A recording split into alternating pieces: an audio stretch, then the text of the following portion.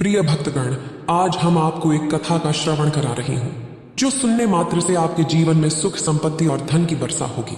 तो चलिए कथा को प्रारंभ करते हैं। भगवान शिव माता पार्वती से कहते हैं, नसीब नहीं, कर्म से बदलता है मनुष्य का जिंदगी। श्रद्धालुओं, यह कहानी बहुत ही शिक्षाप्रद, महत्वपूर्ण और ज्ञानवर्धक है। एक समय की बात है जब भगवान शिव एक महात्मा संत के रूप में पृथ्वी लोक पर अपने शिष्यों को उपदेश दे रहे थे। तब उनके एक शिष्य ने उनसे 3 सवाल पूछे। पहला सवाल था, कौन किसके भाग्य का खाता है। दूसरा सवाल था, संसार का सबसे बड़ा बलवान कौन है। और तीसरा सवाल था, जो अपनी बात से मुकर जाता है उसका अंत में क्या अंजाम होता है। फिर भगवान शिव, जो महात्मा संत के रूप में कहते हैं कि तुम्हारे ये तीनों सवाल बहुत ही महत्वपूर्ण हैं, क्योंकि इन सवालों के उत्तर हर मनुष्य को जानना जरूरी होता है। इसलिए मैं तुम्हें एक कहानी सुनाता हूं। उस कहानी में तुम्हें तुम्हारे इन तीनों सवालों के जवाब मिल जाएंगे। कृपया इस कहानी को ध्यान से सुनना। अगर आप यह कहानी सुन रहे हैं तो पूरा सुनिए। इस कथा को आधा अधूरा छोड़कर जाने की गलती मत करिएगा, क्योंकि इस पवित्र कथा को पूरा सुनने से मनचाहा फल की प्राप्ति होगी। इसलिए इस कथा को पूरा सुने। आप शिव भक्त हैं तो भोलेनाथ का अनादर ना करें। एक जंगल में एक विशाल बरगद का पेड़ था। उस पेड़ पर एक बाज पक्षी रहता था। उस बरगद के पेड़ से थोड़ी ही दूरी पर एक बिल था जिसमें एक सर्प रहता था। एक दिन जब सर्प बिल से बाहर निकलने लगा तो एक बाज उसे देख रहा था। जैसे ही सर्प बाहर निकला, बाज ने उस पर झपट्टा मारा, लेकिन सर्प ने खुद को जल्दी से वापस बिल में खींच लिया। थोड़ी देर बाद सर्प ने अपना सिर बाहर निकाला, यह देखने के लिए कि बाज अभी भी वहीं है या चला गया है। बाज ने फिर से सर्प पर हमला किया, लेकिन सर्प फिर से बिल में छुप गया। जब भी सर्प बाहर निकलने की कोशिश करता, बाज उस पर हमला कर देता और उसे पकड़ने की कोशिश करता। बाज सोच रहा था कि जब भी सर्प बाहर निकलेगा वह उसे अपना भोजन बना लेगा। सर्प इस डर से बिल में छुपा रहता था। काफी समय बीत जाने के बाद सर्प ने सोचा कि अगर राजा विक्रम आदित्य कहीं से आ जाएं, तो वे दूसरों के कष्टों का हरण करते हैं और वही मुझे इस मुसीबत से बचा सकते हैं। राजा विक्रम आदित्य को याद करता हुआ सर्प उस बिल में छुपा रहता है और जो भी उस मार्ग से गुजरता उससे सर्प कहता, भाई, कोई मेरी बात राजा विक्रम आदित्य तक पहुंचा दो या मुझे राजा विक्रम आदित्य से मिला दो, तो मैं जीवन भर एहसानमंद रहूंगा। एक दिन राजा विक्रम आदित्य, जो दूसरों के दुख दूर करते थे, उसी मार्ग से जंगल में जा रहे थे। सर्प को पता चला कि कोई रास्ते से गुजर रहा है, तो वह बिल के अंदर से ही कहने लगा, भाई, कोई मुझे राजा विक्रम आदित्य से मिला दो तो मैं जीवन भर एहसानमंद रहूंगा। जब राजा विक्रम आदित्य ने यह सुना तो उन्होंने पूछा, क्यों भाई, आपको राजा विक्रम आदित्य से क्या काम है।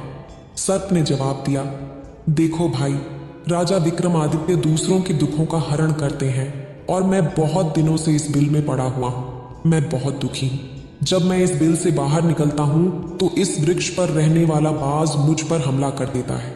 इसलिए मैं इस बिल से बाहर नहीं निकलता और ना ही मुझे कुछ खाने को मिलता है। मैं ऐसे ही इस बिल में पड़ा हुआ हूं और अपना जीवन व्यतीत कर रहा हूं। राजा विक्रम आदित्य कहने लगे, हे सर्पराज, आज मैं ही राजा विक्रम आदित्य हूं। बताओ, तुम्हारे कष्ट का निवारण कैसे करूं। तब सर्प कहने लगा, हे महाराज, जैसा आपको उचित लगे वैसा ही कीजिए, लेकिन मुझे इस समस्या से मुक्त कर दीजिए, नहीं तो यह बाज मुझे मार डालेगा। राजा विक्रम आदित्य ने कहा, हे सर्पराज, क्या तुम चाहते हो कि मैं तुम्हें इस वन से कहीं दूर छोड़ दूं। सर्प ने उत्तर दिया, महाराज, जब आप मुझे दूर छोड़ने जाएंगे तो यह बाज हमें देख लेगा और वहीं पर जाकर फिर से बैठ जाएगा। मौका मिलते ही यह मुझे मार डालेगा। हे राजन, आप मुझे कुछ समय के लिए अपने अंदर बिठा लीजिए। आप अपने पेट में बैठने के लिए मुझे स्थान दे दीजिए, तब इस बाज को पता नहीं चलेगा कि सर्प कहाँ गया और तब मैं आपके साथ इस वन से बहुत दूर चला जाऊंगा। आगे जाने के बाद मैं आपके पेट से बाहर आ जाऊंगा। राजा विक्रम आदित्य ने कहा, ठीक है सर्पराज, आप मेरे पेट में प्रवेश कर जाइए। राजा विक्रम आदित्य ने अपना मुंह खोल दिया और सर्प राजा विक्रम आदित्य के पेट में प्रवेश कर गया और वहां जाकर बैठ गया। जब राजा विक्रम आदित्य जंगल में आगे बढ़े और काफी दूर पहुंचने के बाद उस सर्प से कहने लगे, हे नागराज, अब आप मेरे पेट से बाहर आ जाइए। अब यह सुनसान वन है, इसमें कोई बाज आपको परेशान नहीं करेगा। यह सुनकर नागराज कहने लगा, नहीं महाराज, अब मैं आपके पेट से बाहर नहीं निकलूंगा। राजा विक्रमादित्य ने कहा, क्यों भाई, आपने तो मुझसे वादा किया था कि आप मुझे सुनसान वन में छोड़ देंगे और मेरे पेट से बाहर निकल जाएंगे। अब क्या हुआ? सुनसान वन आ गया है, अब आप बाहर निकलिए। सर्प कहने लगा, देखो महाराज, जैसा आनंद आपके पेट में है वैसा उस बिल में नहीं मिलता। अब मैं तुम्हारे पेट से कभी बाहर नहीं निकलूंगा। राजा विक्रमादित्य मन में सोचने लगे कि यह तो बड़ा ही दुष्ट सर्प है, अब मैं क्या करूं? और अब उसके जहर के प्रभाव से महाराज विक्रमादित्य के पूरे शरीर से कांटे फूटने लगे और महाराज विक्रमादित्य के शरीर से कांटे निकल आए।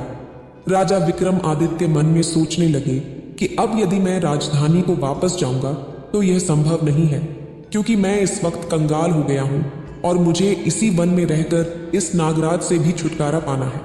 यह सोचकर महाराज विक्रमादित्य एक पेड़ के नीचे झोपड़ी बनाकर सो जाते हैं। उनके शरीर से पसीना टपकने लगा और बदबू आने लगी, जो कि सर्प का जहर था। सर्प कुंडली मारकर राजा विक्रमादित्य के पेट में बैठा हुआ था। राजा विक्रमादित्य उस वन में एक कंगाल की हालत में पड़े हुए थे। अब इधर उन्हीं के समय एक प्रसिद्ध जनपद राजा प्रताप था और प्रताप उस नगरी के महाराजा थे। महाराज प्रताप की 3 पुत्रियां थीं और राजा प्रताप बड़ा अहंकारी और अभिमानी राजा था। फिर एक दिन उसने अपनी तीनों बेटियों से पूछा, बेटियों, तुम किसके भाग्य का खाती हो? उनमें से 2 बेटियां तो राजा के डर से कहती हैं, पिताजी, हम तो आपके भाग्य का ही खाते हैं। परंतु उनमें से एक बेटी, जिसका नाम चित्रांजलि था, वह अपने पिता प्रताप से कहती है, नहीं पिताजी, मैं किसी के भाग्य का नहीं खाती हूं, मैं तो केवल अपने ही भाग्य का खाती हूं। बेटी की बात सुनकर राजा को बहुत क्रोध आया। राजा ने उसी समय नाई और ब्राह्मण को बुलाया। राजा नाई और ब्राह्मण से कहने लगा, मेरी इन दोनों बेटियों का रिश्ता किसी राजा के यहां करके आइए, और जो यह बड़ी वाली बेटी है, इसका रिश्ता किसी कोढ़ी, कलंक या जिसके हाथ पैर ना हो उसके साथ करके आइए। फिर राजा का आदेश मिलते ही नाई और ब्राह्मण उन तीनों बहनों का रिश्ता करने के लिए चल दिए। उन्होंने राजा की दोनों छोटी बेटियों का रिश्ता तो राजवंशों में कर दिया, परंतु तीसरी बड़ी बेटी के लिए वर ढूंढते ढूंढते उसी वन से निकल रहे थे जिसमें राजा विक्रमादित्य अपनी झोपड़ी में कौड़ी के रूप में पड़े हुए थे। उनके शरीर से खून बह रहा था। राजा विक्रमादित्य को देखकर नाई और ब्राह्मण आपस में कहने लगे कि इससे अच्छा व्यक्ति हमें नहीं मिलेगा, इसलिए इसके साथ ही राजा की लड़की का संबंध करके चलते हैं। फिर राजा विक्रमादित्य के साथ नाई और ब्राह्मण ने राजा तम्रध्वज की बेटी चित्रांजलि का विवाह तय कर दिया और राजा ने भी जल्दी ही चित्रांजलि को उस वन में ले जाकर राजा विक्रमादित्य के साथ उसका विवाह संपन्न कर दिया। राजा विक्रमादित्य जैसे महापराक्रमी राजा समय की मार झेल रहे थे और एक साधारण जीवन बिता रहे थे। चित्रांजलि बड़ी ही पतिव्रता थी। वह अपने पति राजा विक्रमादित्य की सेवा करती थी। उसकी दोनों छोटी बहनें बड़े बड़े राजाओं के घर में गईं और आराम की जिंदगी जी रही थीं, लेकिन चित्रांजलि राजा विक्रमादित्य के साथ दुखी जीवन बिता रही थी। कहते हैं कि जो अपने नियम और सिद्धांतों पर चलता है और धर्म का पालन करता है, ईश्वर उसे हमेशा सुखी रखना पसंद करता है। भगवान उसे हमेशा आनंद प्रदान करता है। इसीलिए उस झोपड़ी में रहते हुए भी चित्रांजलि को राजा विक्रमादित्य के साथ बहुत दिन बीत गए। उस झोपड़ी के पास एक पीपल का पेड़ था और उसके नीचे एक और सांप का बिल था। एक रात राजा विक्रमादित्य सो रहे थे और चित्ररेखा उनकी सेवा कर रही थी। उसी समय उस बिल से एक सांप बाहर निकला और उसने राजा विक्रमादित्य के पेट में मौजूद सांप से कहा, अरे दुष्ट, तू अपने वचन से मुकर गया। तूने महाराज विक्रमादित्य से कहा था कि तू दूर वन में जाकर उनके पेड़ से बाहर निकल जाएगा, लेकिन तू ऐसे परोपकारी राजा के पेट में जाकर बैठ गया। तेरे जहर के कारण राजा के पूरे शरीर में कोढ़ निकल आया। तुझे शर्म नहीं आई कि तूने कितना गलत काम किया है? इतने समय में राजा विक्रमादित्य न जाने कितने ही जीवों का दुख दूर कर सकते थे। वह सांप आगे कहता है, यदि कोई सुन रहा हो तो मैं तेरे मरने का उपाय बताता हूं। यदि कोई गंगा जल लाकर इस राजा को पिला दे तो तू उसी समय 100 टुकड़ों में बंट जाएगा और मल के रास्ते से बाहर निकल जाएगा। अब राजा के पेट के अंदर बैठा हुआ जो सर्प था वह दूसरे सर्प से कहने लगा कि तेरे जैसा मैंने कभी नहीं देखा जो धन के खजाने पर कुंडली मारकर बैठा है। यदि यह धन मानव समुदाय के कल्याण के लिए लगाया जाता तो इससे न जाने कितने लोगों का भला होता। मैं भी तेरे मरने का उपाय बताता हूं।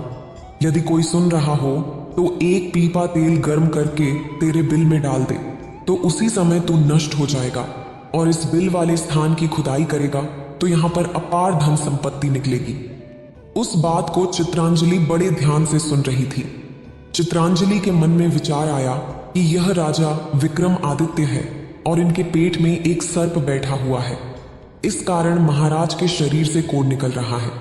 तो वह बेचारी चित्रांजलि एक आर्षि के आश्रम पर पहुंचती है और उन आर्षि से अनुरोध करती है कि महात्मा मुझे एक गिलास गंगा जल की आवश्यकता है। आर्षि ने कहा, बेटी तुम कौन हो और गंगा जल का क्या करेगी? तो वह चित्रांजलि कहने लगी कि हे मुनिवर, मैं राजा प्रताप की बेटी चित्रांजलि हूँ और मेरे पति के लिए मुझे दवा के रूप में गंगा जल चाहिए। उस आर्षि ने उसे एक गिलास गंगा जल दे दिया। अब चित्रांजलि गंगा जल लेकर जल्दी ही महाराज विक्रमादित्य के पास पहुंच गई और पहुंचकर महाराज विक्रमादित्य से कहने लगी, महाराज यह दवाई है आपके कोढ़ को ठीक करने के लिए, कृपया इसे ग्रहण कीजिए। राजा विक्रमादित्य ने वह गंगा जल पी लिया। जैसे ही राजा विक्रमादित्य ने गंगा जल का सेवन किया उनके पेट में मौजूद सर्प के 100 टुकड़े हो गए और वह सर्प नष्ट हो गया। धीरे धीरे वह सर्प राजा के शरीर से मल के रास्ते बाहर निकल आया। अब राजा का कोढ़ भी धीरे धीरे ठीक होने लगा। कुछ ही दिनों में राजा का कोढ़ पूरी तरह से ठीक हो गया और राजा पहले की तरह स्वस्थ हो गए। एक दिन चित्रांजलि ने राजा विक्रमादित्य से कहा, हे महाराज, मैं एक स्त्री हूं इसलिए शहर में नहीं जा सकती। आप कृपया शहर में जाइए और एक तेल का पीपा लेकर आइए। राजा विक्रमादित्य ने पूछा, चित्रांजलि उस तेल का तुम क्या करोगी? चित्रांजलि ने कहा, महाराज आप पहले तेल का पीपा लेकर आइए, फिर मैं आपको बताऊंगी। चित्रांजलि की बात सुनकर राजा विक्रमादित्य बाजार में गए और वहां से एक तेल का पीपा लेकर आए। फिर चित्रांजलि वहां आग जलाती है और उस आग पर तेल को गर्म करती है। गर्म तेल को सर्प के बिल में डाल देती है जिससे सर्प की मृत्यु हो जाती है। तब चित्रांजलि राजा विक्रमादित्य से कहती है, महाराज अब इस स्थान को खोद दीजिए। राजा विक्रमादित्य जब खुदाई करते हैं तो वहां से अपार धन संपत्ति निकलती है। चित्रांजलि कहती है, महाराज मैं जानती हूं कि आप जय नरेश राजा विक्रमादित्य हैं, पर मेरे पिता ने मेरा अपमान किया और मुझे एक कौड़ी को दिया था, लेकिन मैं अपने भाग्य का खाती हूं, इसलिए इसी स्थान पर मेरे पिता के महल से भी अच्छा महल बनना चाहिए। राजा विक्रमादित्य कहते हैं, चित्रांजलि तुम कैसी बातें कर रही हो? हम नरेश हैं, भला यहां पर महल क्यों बनाएंगे? उज्जैन नगरी चलो। पर चित्रांजलि नहीं मानती। फिर राजा विक्रमादित्य उस वन में एक शानदार महल का निर्माण करवाते हैं। इस संसार में सबसे बलवान समय होता है। जिसका समय अच्छा होता है वह आगे बढ़ता रहता है और जिसका समय खराब होता है वह पतन की ओर अग्रसर हो जाता है। फिर राजा प्रताप पर एक और राजा आक्रमण कर देता है और उस आक्रमण में प्रताप हार जाता है। राजा प्रताप अपने परिवार के साथ जान बचाने के लिए उसी वन में पहुंच जाता है। वन में राजा भूखा प्यासा भटक रहा था, फटे हुए कपड़े पहने और भूख से पीड़ित। प्यास से राजा का गला सूख रहा था। घूमते घूमते राजा चित्रांजलि और राजा विक्रमादित्य के महल के पास से गुजरता है।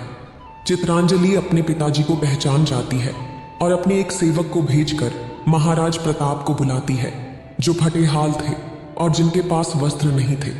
प्रताप सोचते हैं कि यह न जाने कौन है और हमें क्यों बुला रही है। जब राजा प्रताप उस लड़की के पास पहुंचते हैं तो लड़की को पहचान लेते हैं। चित्रांजलि प्रताप से कहती है, पिताजी मैं वही चित्रांजलि हूं। मैं आपसे कहती थी कि मैं अपने भाग्य का खाती हूं। देखिए मैं अपने ही भाग्य का खा रही हूं, आपके भाग्य का नहीं। आपने मुझे एक कोड़ी को दिया था, परंतु मेरे भाग्य में तो एक सम्राट लिखा था। देखिए पिताजी, मैं उज्जैन नरेश राजा विक्रमादित्य की पत्नी हूँ। राजा प्रताप मन में विचार करते हैं और अपनी बेटी से अपने अपराध के लिए क्षमा मांगते हैं। इस संसार में सबसे बड़ा बलवान समय है और हर कोई व्यक्ति किसी दूसरे के भाग्य का नहीं खाता है। हर कोई सोचता है कि यह मेरे भाग्य का खा रहा है, लेकिन नहीं, कोई किसी के भाग्य का नहीं खाता है। जो कोई खाता है वह अपने भाग्य का ही खाता है। हर दाने पर खाने वाले का नाम होता है। आप यह न सोचें कि हम किसी को खिला रहे हैं। आप किसी को खिलाने वाले कौन होते हैं? इस संसार को खिलाने वाला तो एक ही है और वह है परमेश्वर। जो अपनी बात से मुकर जाता है उसका अंत वही होता है। जो राजा विक्रमादित्य के पेट में बैठे हुए उस सर्प का हुआ था, अंततः वह विनाश को प्राप्त हुआ। हमेशा सत्य की ही जीत होती है और अधर्मी, अत्याचारी और पापियों का अंत होता है। इस प्रकार राजा विक्रमादित्य और उनकी पत्नी चित्रांजलि ने राजा प्रताप का भव्य स्वागत किया। राजा विक्रमादित्य महाराज प्रताप को अपने साथ उज्जैन ले आए और बाद में अपनी सेना राजा प्रताप के साथ भेजी। जिस राजा ने प्रताप को पराजित किया था उससे अपना राज्य वापस पा लिया। जिसकी किस्मत अच्छी होती है और जिसके कर्म अच्छे होते हैं वही सफल होता है। उसे भगवान किसी न किसी तरह से देता है। हम और तुम तो अपने परिवार का पालन करने में भी झिझकते हैं, लेकिन इस संसार का पालन करने वाले को देखो, वह पूरे संसार के हर जीव जंतु का ध्यान रखता है। इस वीडियो को बोलते समय कोई त्रुटि हो तो मैं क्षमा चाहती हूँ। उम्मीद है आप सभी को ये वीडियो अच्छी लगी होगी। अगर आप शिव के सच्चे भक्त हैं तो चैनल को सब्सक्राइब और वीडियो को लाइक करके कमेंट में हर हर महादेव लिख दीजिए।